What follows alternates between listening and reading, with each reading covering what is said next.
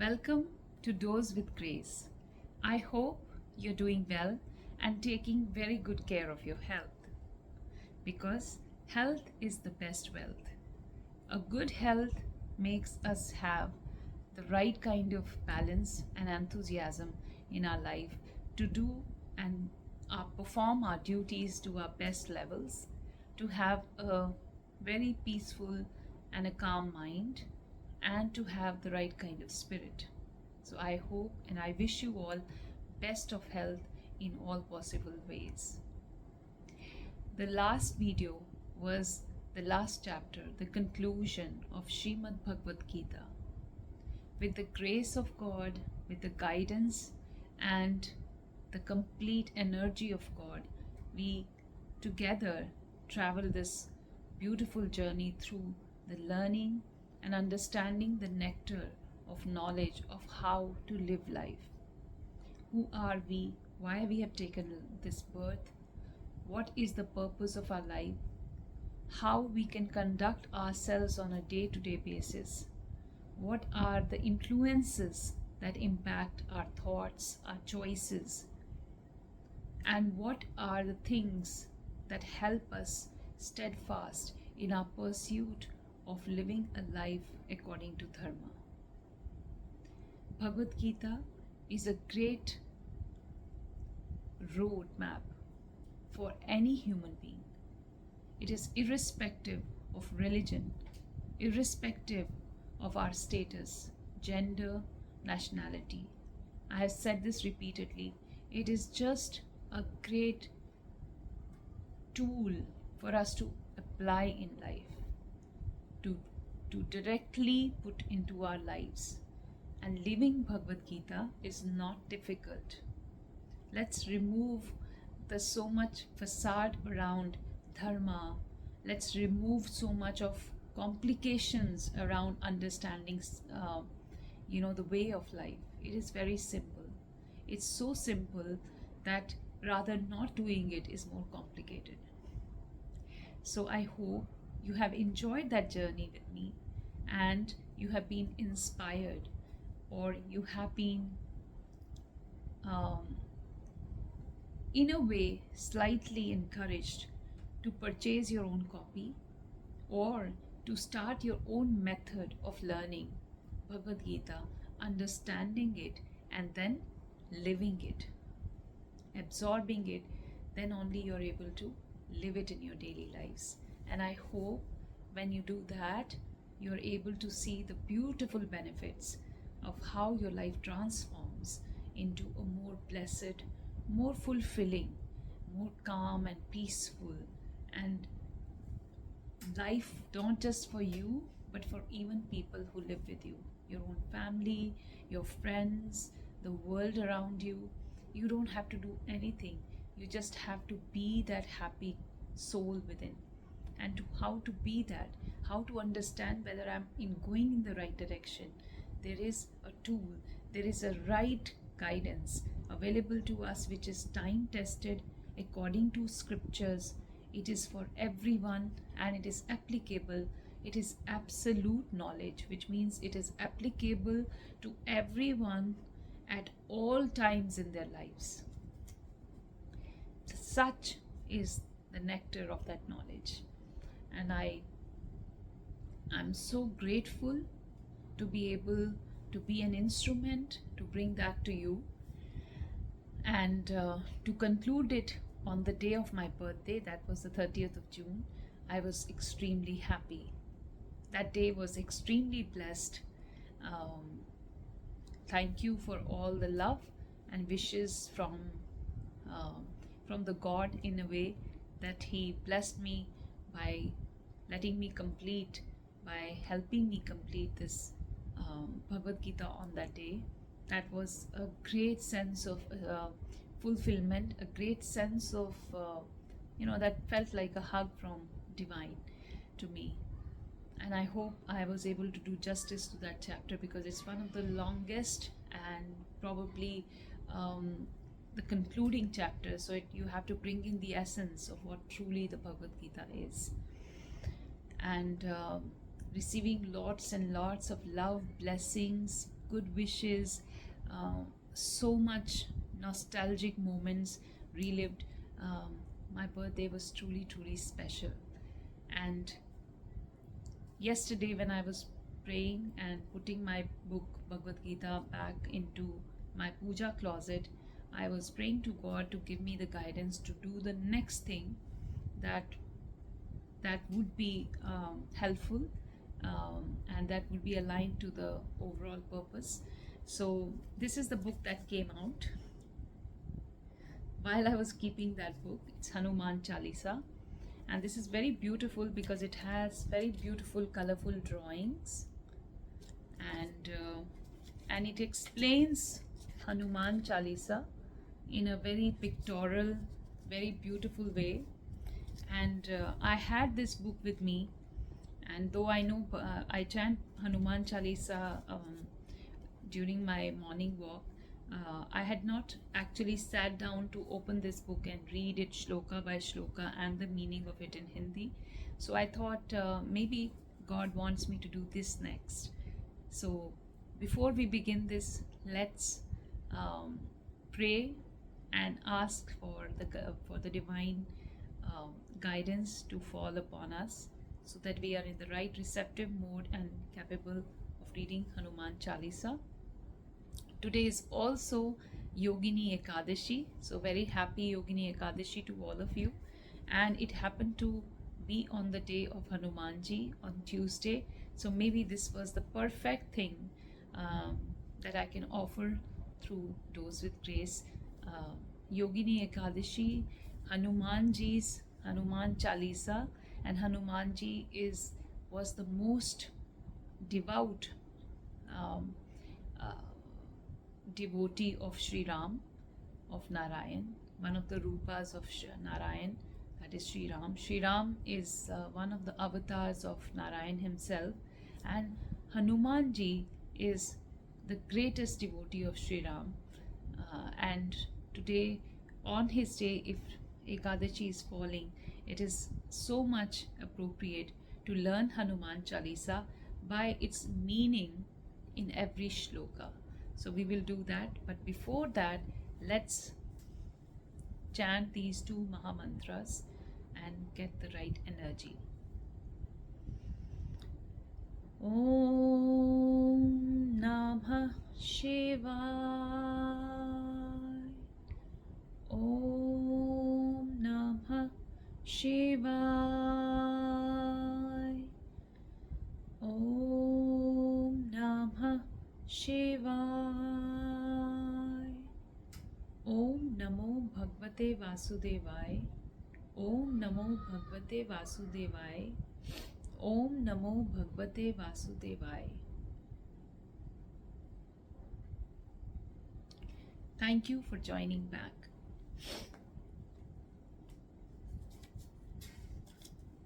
So we will start now Hanuman Chalisa. Doha.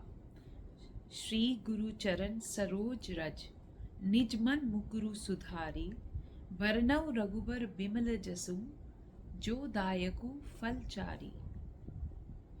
Shri गुरु जी महाराज के चरण कमलों की धूल से अपने मन रूपी दर्पण को पवित्र कर कर श्री रघुवीर के निर्मल यश का वर्णन करता हूँ, जो चारों फल धर्म, अर्थ, काम और मोक्ष देने वाला है।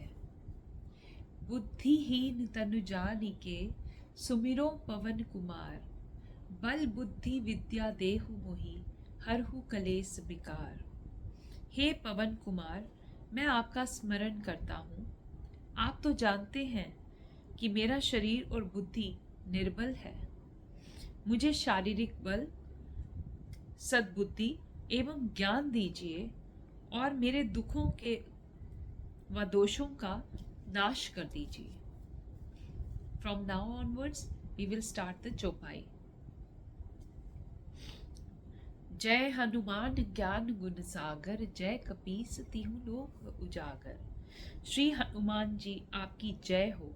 आपका ज्ञान और गुण अथाह है। हे कपीश्वर, आपकी जय हो। तीनों लोक, स्वर्गलोक, भूलोक और पाताल लोक में आपकी कीर्ति है। रामदूत अतुलित बलधामा, अंजनी पुत्र पवन सुत नामा। हे पवन सुत अंजनी नंदन श्री रामदूत, आपके समान दूसरा कोई बलवान नहीं है। महावीर विक्रम बजरंगी, कुमति निवार सुमति के संगी। हे महावीर बजरंगबली, आप विशेष पराक्रम वाले हैं। आप दुर्बुद्धि को दूर करते हैं और अच्छी बुद्धि वालों के सहायक हैं। कंचन बरन विराज सुवेसा, कानन कुंडल कुंचित केसा। आप सुनहरे रंग, सुंदर वस्त्रों, कानों में कुंडल और घुंघराले बालों में सुशोभित हैं। हाथ वज्र और ध्वजा बिराजे, कांधे मूंज जनेऊ साजे। आपके हाथ में वज्र और ध्वजा है तथा कंधे पर मूंज का जनेऊ शोभायमान है। शंकर सुवन केसरी नंदन, तेज प्रताप महाजगबंधन। हे शंकर के अवतार, हे केसरी नंदन, आपके पराक्रम और महान यश की संसार भर में वंदना होती है। विद्यावान गुणी अति चातुर, राम काज करिबे को आतुर। आप प्राकंठ विद्या निधान हैं, गुणवान और अत्यंत कार्यकुशल होकर श्री राम काज करने के लिए उत्सुक रहते हैं। प्रभु चरित्र सुनिबे को रसिया, राम लखन सीता मन बसिया। आप श्री राम के चरित्र सुनने में आनंद रस लेते हैं। श्री राम, सीता और लक्ष्मण आपके हृदय में बसते हैं। सूक्ष्म रूप धरि सियहि दिखावा, विकट रूप धरि लंक जरावा। आपने अपना बहुत छोटा रूप धारण करके सीता माँ को दिखाया तथा भयंकर रूप धारण करके लंका को जलाया। भीम रूप धरि असुर संहारे, रामचंद्र के काज सवारे। आपने विकराल रूप धारण कर राक्षसों को मारा और श्री रामचंद्र के उद्देश्यों को सफल बनाने में सहयोग दिया।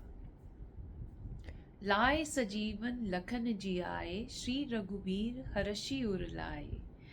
आपने संजीवनी बूटी लाकर लक्ष्मण जी को जिलाया, जिससे श्री रघुवीर जी ने हर्षित होकर आपको अपने हृदय से लगा लिया। रघुपति कीनी बहुत बड़ाई, तुम मम प्रिय भरत ही संभाई। हे पवन सुत, श्री रामचंद्र जी ने आपकी बहुत प्रशंसा की और कहा कि तुम मेरे भरत जैसे प्यारे भाई हो। सहस बदन तुमरो जस गावे, अस कहि श्रीपति कंठ लगावे। श्री राम जी ने आपको यह कहकर हृदय से लगा लिया कि तुम्हारा यश हजार मुख से सराहनीय है। सनकादिक ब्रह्मादि मुनीसा, नारद सारद सहित अहिसा। श्री सनक, श्री सनातन, श्री संत कुमार आदि मुनि, ब्रह्मा आदि देवता, नारद जी, सरस्वती जी, शेषनाग जी, जग जम कुबेर दिगपाल जहांते, कवि कोविद कही सके कहांते। यमराज, कुबेर आदि सब दिशाओं के रक्षक, कवि, विद्वान, पंडित या कोई भी आपके यश की पूरी तरह से वर्णन नहीं कर सकते। तुम उपकार सुग्रीव ही दीना, कीन्हा राम मिलाय राजपद दीना। आपने सुग्रीव जी को श्री राम से मिलाकर उपकार किया, जिसके कारण वे राजा बने। तुमरो मंत्र विभीषण माना, लंकेश्वर भय सब जग जाना। आपके उपदेश का विभीषण ने पूर्णतया पालन किया, इस कारण वे लंका के राजा बने। इसको सब संसार जानता है। जुग सहस्र जोजन पर भानु, लीलयोताहि मधुर फल जानू। जो सूर्य इतने योजन दूरी पर है कि उस तक पहुंचने के लिए 1000 युग लग जाएं, उन 1000 योजन की दूरी पर सूर्य को आपने एक मीठा फल समझकर निगल लिया।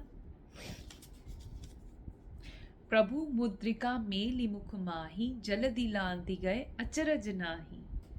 आपने श्री रामचंद्र जी की अंगूठी मुंह में रखकर समुद्र को पार किया, परंतु आपके लिए इसमें कोई आश्चर्य नहीं है।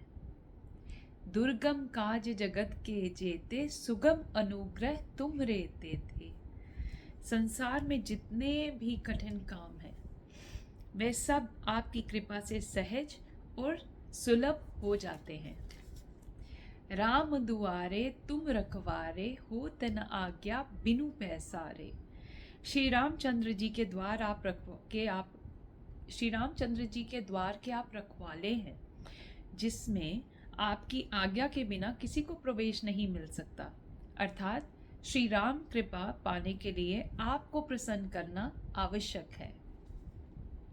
सब सुख लहे तुम्हारी सरना, तुम रक्षक काहू को डरना। जो भी आपकी शरण में आते हैं उन सबको आनंद एवं सुख प्राप्त होता है, और जब आप रक्षक हैं तो फिर किसी का भी डर नहीं लगता। आपन तेज सम्हारो आपे, तीनों लोक हाँकते कांपे। आपके सिवाय आपके वेग को कोई नहीं रोक सकता। आपकी गर्जना से तीनों लोग कांप जाते हैं। भूत पिशाच निकट नहीं आवे, महावीर जब नाम सुनावे। हे पवन पुत्र, आपका महावीर हनुमान जी नाम सुनकर भूत पिशाच आदि दुष्ट आत्माएं पास भी नहीं आ सकती। नासे रोग हरे सब पीड़ा, जपत निरंतर हनुमत वीरा।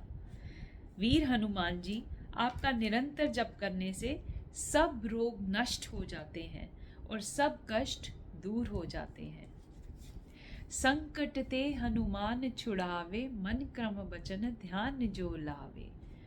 हे हनुमान जी, विचार करने में, कर्म करने में और बोलने में जिनका ध्यान आप में लगा रहता है, उनको सब दुखों से आप दूर कर देते हैं। सब पर राम तपस्वी राजा, तिनके काज सकल तुम साजा। तपस्वी राजा श्री रामचंद्र जी सबसे श्रेष्ठ हैं। उनके सब कार्यों में उनके सब कार्यों को आपने सहज में करके दिया। और मनोरथ जो कोई लावे, सोई अमित जीवन फल पावे। जिस पर आपकी कृपा हो, ऐसी जीवन में कोई भी अभिलाषा करे तो उसको तुरंत फल मिल जाता है। जीव जिस फल के विषय में सोच भी नहीं सकता वह मिल जाता है, अर्थात सारी कामनाएं पूर्ण हो जाती हैं। चारों जुग प्रताप तुम्हारा, है प्रसिद्ध जगत उजियारा। आपका यश चारों युगों, सतयुग, त्रेता युग, द्वापर युग तथा कलयुग में फैला हुआ है। संपूर्ण संसार में आपकी कीर्ति सर्वत्र प्रकाशमान है। साधु संत के तुम रखवारे, असुर निकंदन राम दुलारे। श्री राम के दुलारे, आप साधु और संतों तथा सज्जनों की रक्षा करते हैं तथा दुष्टों का सर्वनाश करते हैं। अष्ट सिद्धि नौ निधि के दाता, असवर दीन जानकी माता। हे हनुमंत लाल जी, आपको माता श्री जानकी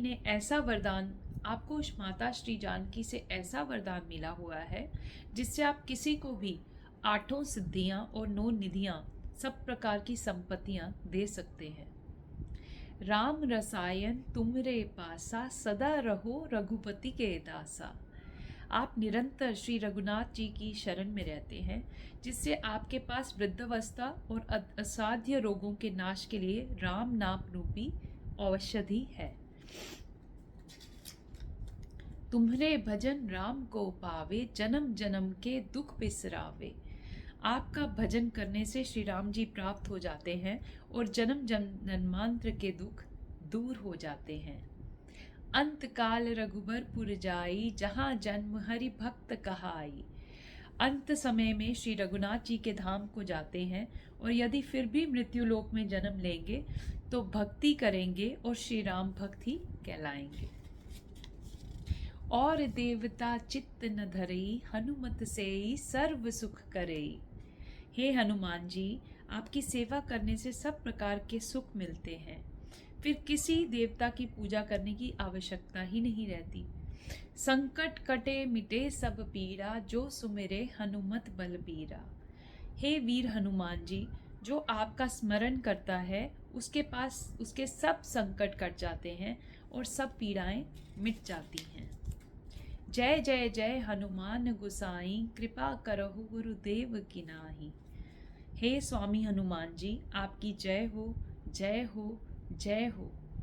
आप मुझ पर कृपालु श्री गुरु जी के समान कृपा कीजिए। जो सतबार पाठ कर कोई, छूट ही बंदी महासुख होई। जो कोई इस हनुमान चालीसा का 7 बार पाठ करेगा वह सब बंधनों से छूट जाएगा और उसे परमानंद मिलेगा। जो यह पढ़े हनुमान चालीसा, होए सिद्धि सा की गौरीसा। भगवान शंकर ने यह चालीसा लिखवाया, इसीलिए वे साक्षी हैं कि जो इसे पढ़ेगा उसे निश्चय ही सफलता प्राप्त होगी। तुलसीदास सदा हरि चेरा, कीजे नाथ हृदय मह डेरा। हे नाथ हनुमान जी, तुलसीदास सदा ही श्री राम का दास है, इसलिए आप उसके हृदय में निवास कीजिए। पवन तनय संकट हरन, मंगल मूर्ति रूप। राम लखन सीता सहित, हृदय बसहु सुरभूप। हे संकट मोचन हनुमान, आप आनंद मंगलों के स्वरूप हैं। हे देवराज, आप श्री राम, सीता जी और लक्ष्मण सहित मेरे हृदय में निवास कीजिए। सियावर रामचंद्र की जय, पवन सुत हनुमान की जय। उमापति महादेव की जय, सब संतन की जय और सब भक्तन की जय। I hope you enjoyed this rendition of Sri Hanuman Chalisa, and there are many benefits as you're listening to the Hindi version of it, which is the meaning of all these shlokas. You have already understood the benefits, the power, and the miracles Hanuman Chalisa can bring into our lives. If there is one shloka that probably is summing up this whole thing, is दुर्गम काज जगत के देते, सुगम अनुग्रह तुम रहते थे। संसार में जितने भी कठिन काम हैं वे सब आपकी कृपा से सहज और सुलभ हो जाते हैं। So chant Hanuman Chalisa. It is not difficult. Chalisa means 40 shlokas, and all these 40 shlokas are helping you build inner courage and confidence like Hanumanji. It helps you become a better devotee and lose a sense, not lose, but slowly loosen the grip of ego, of thinking that I am the doer, because Hanumanji, despite all of his power, despite all of his capabilities, if he has the capabilities to give us Asht Siddhi and Nav Nidhi, imagine how much power he has. Despite this, he sits under the feet of Sri Ram, always serving him with such humility, with such love and devotion. And Hanumanji is Chiranjeevi. That means he is still living. He is a celestial God who's living in this earth, and we can approach him by just chanting Hanuman Chalisa.